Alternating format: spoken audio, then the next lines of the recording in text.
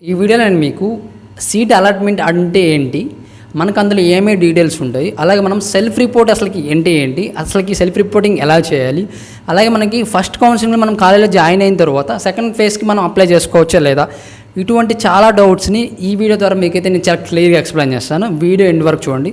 First మనకి ఈరోజు అయితే మనకి సీట్ అలాట్మెంట్ ఆర్డర్స్ అనేవి రిలీజ్ చేస్తారు. మ్యాక్సిమం ఈవినింగ్ ఆర్ నైట్ అయితే రిలీజ్ చేయడానికి ఎక్కువ పాసిబిలిటీ ఉందన్నమాట.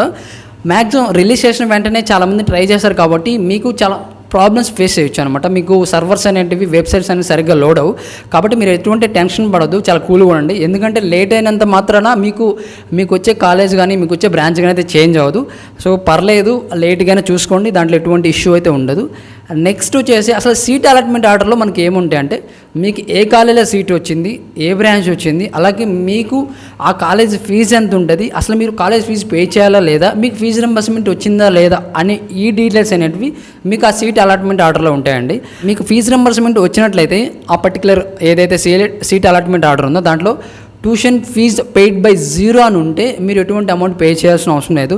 ట్యూషన్ ఫీజు పెయిడ్ బై ఒక పర్టికులర్ అమౌంట్ ఉంటే అది కాలేజ్ ఫీజు అనమాట, అది మీ ఓన్గా మీరు పే చేయాల్సి ఉంటుంది. నెక్స్ట్ మనం సెల్ఫ్ రిపోర్టింగ్ అంటే ఏందని గురించి మాట్లాడుకుంటే, సీట్ వచ్చిందో దాన్ని మీరు హోల్డ్ చేసుకోవాలనుకుంటే ఫస్ట్ మీరు ఫిజికల్గా కాలేజ్కి వెళ్ళి సెల్ఫ్ రిపోర్ట్ చేయాలన్నమాట.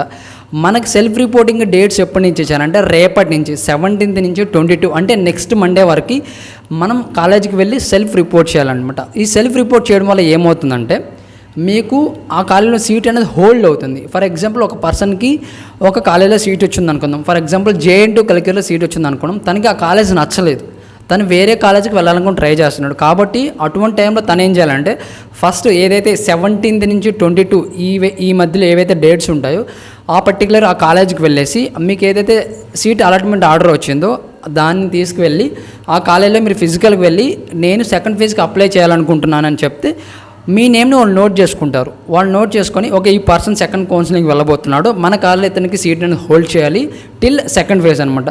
కాబట్టి మీరు సెకండ్ ఫేజ్ వరకు ఆ కాలేజ్ సీట్ అనేది హోల్డ్లో ఉంటుంది. మళ్ళీ మీకు సెకండ్ ఫేజ్కి రిలేటెడ్ డీటెయిల్స్ అనేవి అఫీషియల్గా రిలీజ్ చేస్తారు.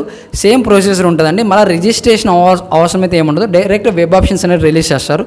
మీరు వెబ్ ఆప్షన్స్ని అప్లై చేస్తారు.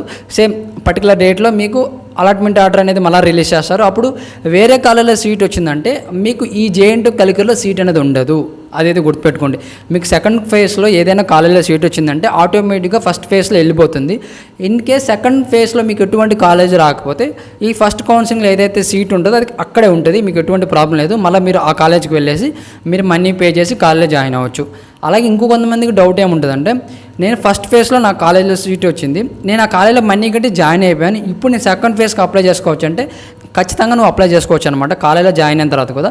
కానీ ఓన్లీ ఒక ప్రాబ్లం ఎలా వస్తుందంటే మీరు కాలేజీలో జాయిన్ అయ్యేటప్పుడు ఖచ్చితంగా కొన్ని ఫీజెస్ అనేటివి ఎక్స్ట్రా ఫీజెస్ అనేటివి మీ చేత పే చేయించుకుంటారనమాట.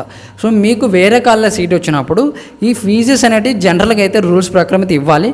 కానీ వాళ్ళ టర్మ్స్ అండ్ కండిషన్స్ ప్రకారం మళ్ళా రండి, కొన్ని 10 days తర్వాత రండి, ఇలా తిప్పించుకుంటుంటారనమాట. మీకు ఆల్రెడీ కాలేజ్ సెకండ్ ఫేజ్లో ఏదో కాలేజీలో వచ్చినప్పుడు మీరు ఆ కాలేజ్కి వెళ్ళిపోతారు. మళ్ళీ ఇక్కడికి రావాలండి, వీటి కోసం తిరగాలంటే మీకు చాలా ప్రాబ్లం అవుతుంది.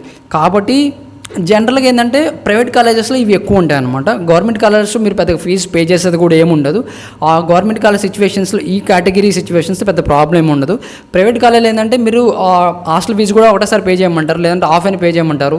సో కాబట్టి అటువంటి టైంలో మీరు ఏంటంటే కొద్దిగా ప్రాబ్లం అవుతుంది.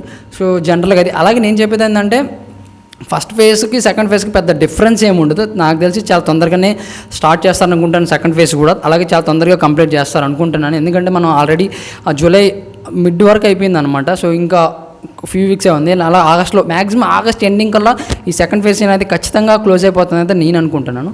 సో నెక్స్ట్ సెల్ఫ్ రిపోర్టింగ్ ఎలా చేయాలంటే సింపుల్ అండి. మీకు ఏదైతే అలాట్మెంట్ ఆర్డర్ వస్తుందో అది మీరు కాలేజ్కి వెళ్ళేసి జనరల్గా ఇందాక చెప్పినట్లు మేము సెకండ్ ఫేజ్కి వెళ్ళాలనుకుంటున్నామంటే ఓకే, లేదు మీరు ఆ కాలేజ్లో జాయిన్ అవ్వాలంటే కూడా జాయిన్ అయిపోవచ్చు అనమాట. వాళ్ళు ఏదైతే ఫీజెస్ చెప్తారో అవి కడితే మీకు ఆ కాలేజ్లో మీరు జాయిన్ అయిపోతారు. మన క్లాసెస్ అనేవి 19th నుంచి అయితే స్టార్ట్ అవుతాయి.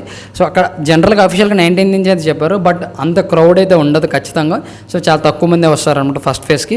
సెకండ్ ఫేజ్కి అయిపోయిన తర్వాత క్రౌడ్ అనేది మ్యాక్సిమం ఫిల్ అయిపోతుంది. అదైతే గుర్తుపెట్టుకోండి. సో నేను అన్ని డీటెయిల్స్ అనేది చెప్పాను అనుకుంటాను.